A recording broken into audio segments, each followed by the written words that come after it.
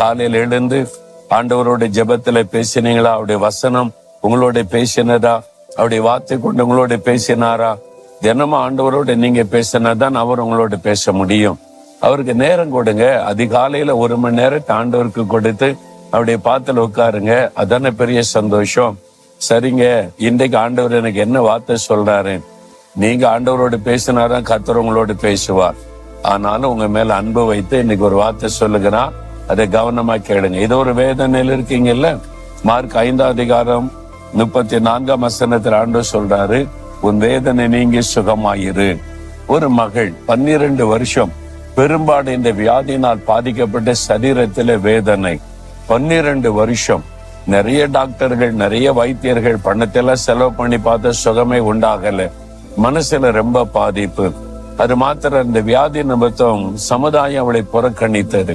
இது தீட்டான வியாதி, இவளை தொட்டா பாவம், இவ யாரை தொட்டாலும் அதை தீட்டு அப்படின்னு சமுதாயத்தால் புறக்கணிக்கப்பட்ட வேதனை.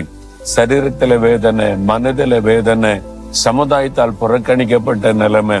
அவ்வளவு மன வேதனையில யார் எனக்கு இருக்கிறா, என்னை நேசிக்க உதவி செய்ய நினைக்கும் போது இயேசுவை பற்றி கேள்விப்பட்டு அவரிடத்துல சொல்லுவதற்கு அவளுக்கு கஷ்டம். எல்லாருக்கும் மத்தியில பிரச்சனை சொல்ல முடியாது. அந்த மாதிரி வியாதி அவளுக்கு. இயேசு சுற்றில் ஆட்கள் இருப்பாங்க, என்ன பண்றது?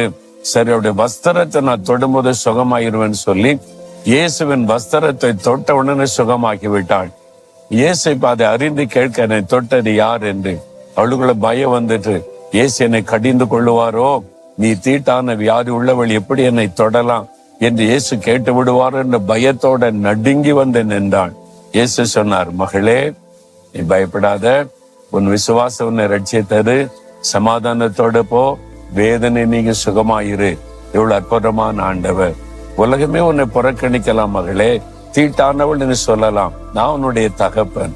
பிள்ளை தொட்டா தகப்பன் எப்படி தீட்டாக முடியும்?